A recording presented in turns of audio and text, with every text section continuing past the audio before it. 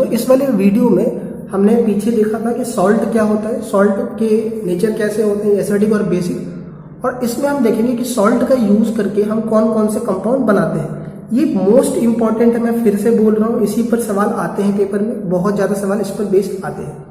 इसमें पहला लगाइए सोडियम हाइड्रोक्साइड, पहला कंपाउंड है जो हम नमक का यूज करके बनाते हैं और वो है सोडियम हाइड्रोक्साइड। जब भी आप कोई कंपाउंड बनाना सीखोगे सबसे पहली चीज याद रखना उसका नाम और उसका फॉर्मूला, ठीक है, नाम और फॉर्मूला हो गया। दूसरी चीज उसको बनाने की विधि क्या है, उसको बनाने का तरीका क्या है, उसमें रिएक्शन कोई है तो वो रिएक्शन याद कर लेना, कोई डायग्राम है तो डायग्राम याद कर लेना। उसके बाद उस कंपाउंड का यूज क्या है, क्या उसका एप्लीकेशन है, उस कंपाउंड को हम कहाँ इस्तेमाल करते हैं, ये बात याद रखना। तो ये 3-4 चीजें याद रखोगे तो काम आपका हो जाएगा। सोडियम हाइड्रोक्साइड बनाने के लिए हम नमक लेते हैं, नमक का फॉर्मूला होता है NaCl, ठीक है। इसको पानी में घोल देते हैं। जब आप नमक को पानी में घोल देते हो तो ये कहलाता है ब्राइन। एक नया वर्ड सुन लो, brine. Brine is the solution of salt with water, it is the mixture of, it is the solution of salt with water. Salt और वाटर को जब मिलाते हैं तो ब्राइन बनता है। जब ब्राइन में हम करते क्या है, करंट पास करते हैं। देखिए जब हम किसी चीज में करंट पास करते हैं, देखिए कोई चीज आपको तोड़ना है तो एक तो आप उसमें उसको गर्म कर दीजिए कोयले पर, या आप ऐसे सिंपल गैस पे गर्म कर दीजिए। एक होता है उसमें करंट पास करना, करंट में भी एनर्जी होती है, तो वो क्या करता है उसको तोड़ देता है। जब हम करंट पास करते हैं उसको बोलते हैं इलेक्ट्रोलिसिस, इलेक्ट्रोलिसिस। तो इसमें इलेक्ट्रोलिसिस करा जाता है, करंट पास करा जाता है। जब करंट पास करते हो तो देखो होता है क्या, एकदम ध्यान सुनना। जैसे इसमें करंट पास करा जाता है तो इसमें जैसे करंट पास करेंगे तो पहला बनेगा आपका NaOH जो आपको चाहिए, सोडियम हाइड्रोक्साइड। साथ में क्लोरीन गैस निकलती है, साथ में हाइड्रोजन गैस, ये दोनों गैस है। बुक पढ़ोगे तो यहाँ पर G लिखा होता है, G का मतलब गैस होता है। गैस ऊपर निकलती है तो इसलिए हम ऊपर तीर बना देते हैं। ये सब छोटी छोटी बातें पहले वीडियोस आप देखो, आपको सब समझ में आएगा, सब बता रखा है मैंने आपको। केमिकल रिएक्शन वाला चैप्टर देखना ना, समझ में आएगा। तो ये तो हो गया रिएक्शन बनाने के लिए। ब्राइन में इलेक्ट्रोलिसिस, बिजली पास कर दीजिए तो आपका ये बन जाएगा। इसके लिए बच्चे करते क्या है, एक डायग्राम है, आप अगर ओल्ड NCERT होगी, पुरानी किताब होगी जिनके पास NCERT की, उनमें मिल सकती है। जो नए वाली किताब है उनमें शायद ये डायग्राम नहीं है, तो समझ लीजिए डायग्राम में है क्या। हमने क्या लिया, NaCl और साथ में H2 पानी का ले लिया और हमने इसमें इलेक्ट्रोलिसिस कर दी। और साथ में यहाँ क्या करते हैं हम लोग है, यहाँ पर हमने 3 सिलेंडर, ठीक है ना, 3 सिलेंडर, 3 डब्बे हैं ऐसे करके, कंटेनर है। और इन 3 कंटेनर में हमने क्या करा, इसको ऐसे अटैच कर दिया। जब आप इलेक्ट्रोलिसिस करते हो तो एक्चुअल में होती क्या है, रॉड होती है। जैसे NaCl को पानी में घोल दिया तो 2 रॉड होती है, एक प्लस होती है और एक माइनस होती है।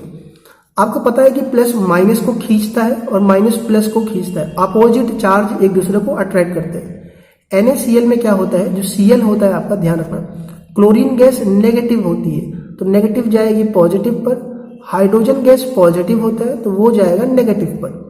तो देखो एक जो डब्बा है वो डिनोट करता है एनोड को, एनोड प्लस वाले को कहते हैं। एक होता है कैथोड, कैथोड होता है नेगेटिव वाले को। इसको कंफ्यूज मत करना कैटायन और एनायन से, एनायन कैटायन अलग होते हैं, कैथोड और एनोड अलग होते हैं, उल्टा होता है। एनायन नेगेटिव होते हैं, एनोड पॉजिटिव होता है, कैटायन पॉजिटिव होता है, कैथोड नेगेटिव होता है। ये बहुत कंफ्यूजन रहता है बच्चों को। तो एनोड प्लस वाला है तो प्लस खींचता है माइनस को, क्लोरीन गैस माइनस होती है तो इस डब्बे में या इस सिलेंडर के अंदर क्लोरीन गैस भर जाएगी। क्लोरीन इसमें क्यों आया, बिकॉज एनोड प्लस वाला होता है, प्लस माइनस को खींचता है, क्लोरीन माइनस का है तो क्लोरीन इसमें आके भर जाएगी। सिमिलरली कैथोड नेगेटिव वाला है, नेगेटिव पॉजिटिव को खींचता है, हाइड्रोजन पॉजिटिव है तो इसमें हाइड्रोजन गैस भर जाएगी और जो ये NaOH बचा था वो इस सिलेंडर में आके इकट्ठा हो जाएगा। तो ये तो हो गया इसके बनाने का प्रोसेस। अगर आप डायग्राम बना देते हो, कम लिखते हो, देखो कोई जरूरी नहीं पूरा पेज भर दिया आपने कम लिखा, क्वालिटी लिखा, वही मैं डिस्कस करूंगा लिखते कैसे हैं, कैसे हम साइंस के नोट्स में एग्जाम में कैसे लिखते हैं, बातें करेंगे उसके बारे में भी। लेकिन पहले आप चीजों को थोड़ा थोड़ा समझते चलिए, क्योंकि पढ़ना ज्यादा जरूरी है। फालतू की चीजें तो है ही, करते रहेंगे, लेकिन मेन है कि आपको कॉन्सेप्ट अपना बिल्ड करना पड़ेगा। जब कॉन्सेप्ट रहेगा तभी आप चीजें लिख पाओगे। तो ये हो गया आपका बनाने की विधि। Reaction diagram. अब मैंने आपसे जो कहा था तीसरी चीज कि इसका यूज जानना बहुत जरूरी है कि इसको हम कहाँ कहाँ यूज करते हैं। देखिए पहला इसका जो यूज है, एक्चुअल में क्या होता है, NaOH जो होता है ना, एक तरह से ये सफाई के काम में आता है, क्योंकि ये एक बेस है, आपको पता ही है OH है इसके अंदर, तो ये एक बेस है। बेस क्या करता है ना, और ये स्ट्रॉन्ग बेस है, याद रखना। तो ये करता है ना, चीजों को काटने का काम करता है, इनकी लेयर उतार देता है, परत उतार देता है। जैसे आप सर्फ देखे होंगे, तो सर्फ मान लो कहीं कोई चीज गंदी है, ठीक है, मान लो कोई दीवार ही है या कोई सरफेस है जो गंदा है, अगर आप रगड़ देते हो तो उसकी लेयर उतर जाती है। इसको कहा जाता है डीग्रीजिंग। एक वर्ड है आपको मिलेगा, डीग्रीजिंग। तो डीग्रीजिंग मतलब होता है उसको, उसकी परत उतार देना। तो इसका यूज करा जाता है डिग्रीजिंग मेटल्स। जनरली आपने देखा होगा कि जैसे सोने के या चांदी के, जो सोने का तो नहीं, चांदी के या कुछ जो गहने होते हैं, उनके ऊपर जो कुछ गंदगी लग जाती है, उनको साफ करने के लिए इसका यूज सोनार करते हैं। तो एक तो ये उसका यूज हो गया। दूसरा, साबुन बनाने में एंड डिटर्जेंट बनाने में। अभी आपका एक टॉपिक है कार्बन कंपाउंड में सोप एंड डिटर्जेंट, वहां पढ़ा दूंगा मैं आपको, लेकिन याद रखिएगा NaOH का यूज साबुन और सर्फ बनाने में यूज करा जाता है, क्योंकि ये चीजों को साफ करने के काम में आता है। तो इसका यूज करके हम सोप और डिटर्जेंट बनाते हैं। दूसरा यूज ये रहा इसका।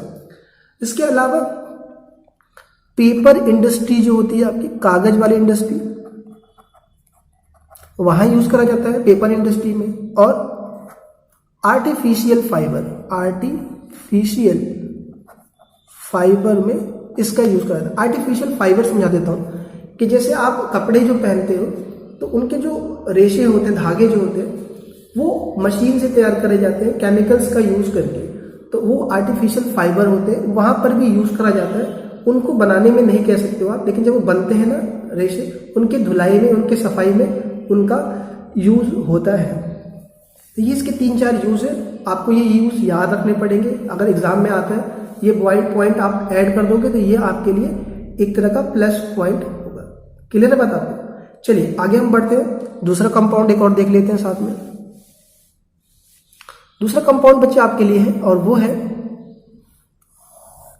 Bleaching powder. मैं लिख देता हूं यहां पर,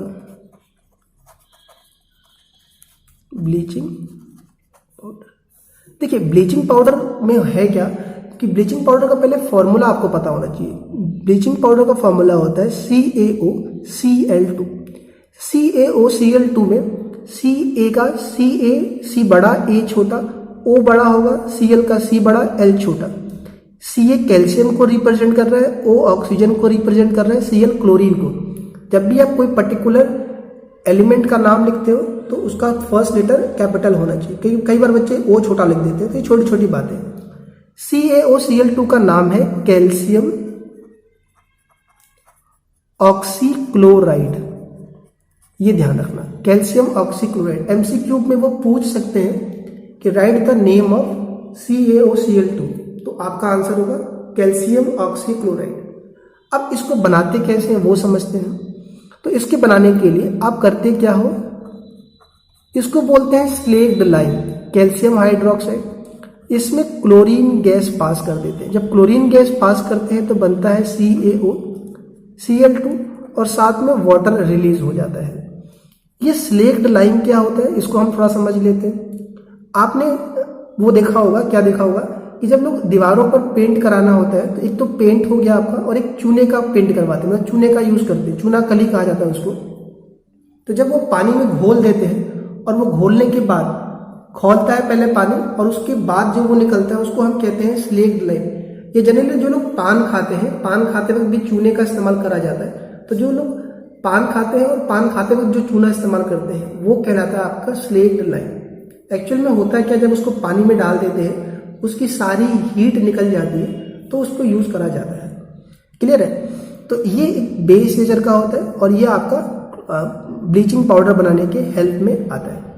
अगर आप हेडिंग ध्यान से देखे होंगे तो हमारा टॉपिक था कि नमक का यूज करके कौन कौन से कंपाउंड बना सकते हैं। तो नमक का यूज में देखो, पहले वाले कंपाउंड में आपने सीधा नमक लिया था, और नमक में क्या पास कर दिया था, वाटर पास कर दिया था। क्लियर है? नमक में वाटर पास कर दिया। लेकिन इसमें देखोगे ध्यान से आप, इसमें कहीं पर भी नमक का यूज नहीं करा गया। तो एक बार बच्चे पूछते हैं बार बार, इसमें तो सॉल्ट है ही नहीं, NaCl है ही नहीं, तो देखो यार, इसमें क्लोरीन गैस है। ये क्लोरीन गैस महंगी होती है, ये आपको फ्री में नहीं मिल जाती। इस क्लोरीन गैस को बनाने के लिए देखो पीछे वाले रिएक्शन में जो क्लोरीन गैस बना था, ये नमक की मदद से बना था। समझ में आ रहा है? तो ये क्लोरीन गैस जो आपको मिला है, नमक की मदद से मिला है, नमक की वजह से मिला है, इसीलिए यहाँ पर नमक का इन्वॉल्वमेंट है, ये ध्यान रखिएगा। तो ये तो हो गया बनाने के लिए। सिलेक्ट लाइन में क्लोरीन गैस पास करेंगे, ब्लीचिंग पाउडर बनेगा। इसका यूज देखते हैं, इसके यूज बड़े इंपॉर्टेंट है यार। पहला देखिए, ये यूज करा जाता है calcium hydroxide as a cleaning agent. वही सफाई के लिए cleaning agent in textile industry. अभी समझते हैं टेक्सटाइल इंडस्ट्री क्या होती है। टेक्सटाइल कहते हैं कपड़े को। कपड़े की इंडस्ट्री जो होती है उसको टेक्सटाइल कहा जाता है। जब कपड़े बड़े थोक में बनाए जाते हैं, जैसे मान लो पर्दे हैं, तो कपड़े के पर्दे जो होंगे वो बहुत बड़े लेवल पे बनाए जाएंगे, बहुत उनका रोल होता है पूरा। अगर उनको साफ करना है तो ऐसा नहीं कि साबुन लगा के आप उसको ब्रश से रगड़ोगे, नहीं। उसको हम क्या करते हैं, बड़े स्केल पे धोने के लिए ब्लीचिंग पाउडर इनका यूज करा जाता है। उनको डाल दिए जाते हैं बड़े बड़े टैंकर्स में ब्लीचिंग पाउडर, उनको वो साफ कर देता है, क्योंकि उनकी चादर बड़ी मोटी होती है, तो ये उनको साफ करने के काम में आता है। दूसरा, वाटर को प्यूरिफाई करने के काम आता है। वाटर डिसइंफेक्ट करने के काम आता है। डिसइंफेक्ट का मतलब होता है उसको साफ करने के काम में आता है। होता क्या है कि जैसे रेलवे स्टेशन है, उनकी पानी की टंकी होती है बड़ी बड़ी, कोई सोसाइटी है वहां पर भी पानी की टंकी होती है बड़ी, सीमेंट की टंकियां होती है, उनको साफ करने के लिए उनमें हम ब्लीचिंग पाउडर डाल देते हैं, तो उनमें जितने बैक्टीरिया होते हैं उनको वो मार देता है, साथ में वो पानी को भी साफ कर देता है। अब ये डाउट होता है कि क्या उनको पिएगा कोई, उनको क्या फिर दिक्कत नहीं आएगी? तो पहले क्या करते हैं, साफ करके पानी को उनको पूरा निकाल देते हैं उसमें से, लेकिन हल्की फुल्की स्मेल रह जाती है उसमें, तो उनको पियोगे तो बहुत ज़्यादा नुकसान नहीं करेगा अगर ज़्यादा क्वांटिटी में वो नहीं है तो ये दूसरा यूज था उसका। तीसरा यूज देखते हैं ब्लीचिंग पाउडर का।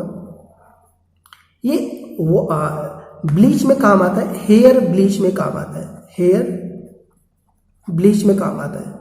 देखिए, ब्लीच कई तरह के होते हैं, अब हमने तो करवाया नहीं है, लेकिन आप जो ब्लीच होता है बताऊं मैं आपको। एक तो फेस का होता है, एक सर के बाल का हो गया आपका।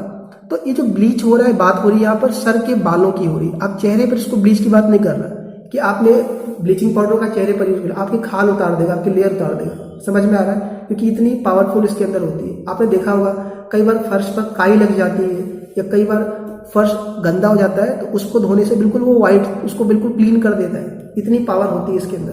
तो अगर आपने स्किन पे लगा दिया तो आपकी खाल उतार देगा ये, पकड़ में आपको, तब कहोगे फिर तो गोरे हो जाएंगे आप, फिर गोरे नहीं हो जाओगे आप, कहीं और पहुंच जाओगे। ठीक है, तो ये ध्यान रखना कि ब्लीचिंग पाउडर का यूज हेयर ब्लीच में करते हैं, बालों के ब्लीच में। होता क्या है, बहुत लोग के बालों में डैंड्रफ हो जाते हैं, ये जुए हो गए, या कोई वो है आपका बाल आपका साफ नहीं है, तो लोग हेयर को ब्लीच करवाते हैं, तो वहां पर ब्लीचिंग पाउडर का यूज करा जाता है। ठीक है, अब बहुत तरह के केमिकल्स आ गए हैं, लेकिन तब भी कंपनियां इसका यूज करती हैं अपने। भले आप किसी कंपनी का पाउडर भी यूज करेंगे तो भी वो ब्लीचिंग पाउडर का उसमें यूज करते हैं। उनके डब्बे पर आप पढ़ोगे तो लिखा हुआ मिल जाएगा। तो ये कुछ यूज थे ब्लीचिंग पाउडर के। 2 कंपाउंड हमने इसमें देखा है, ये दोनों ही बड़े इंपॉर्टेंट है। रिएक्शन जरूरी है, इनके यूज भी जरूरी है। आगे वाले वीडियो में 2 कंपाउंड और हैं, जिसमें baking soda super important and washing soda, ये देखेंगे। तो ये आपका कंपाउंड वाला पार्ट कवर होगा। फिर एक वीडियो और आएगी जिसमें हम पढ़ेंगे पीओपी और जिप्सम। कंप्लीट हो जाएगा एसिड और बेस का कॉन्सेप्ट। क्वेश्चन आंसर उसके बाद आएंगे। कोई डाउट है तो कमेंट में लिखना, मैं जरूर काम करने की कोशिश करूँगा।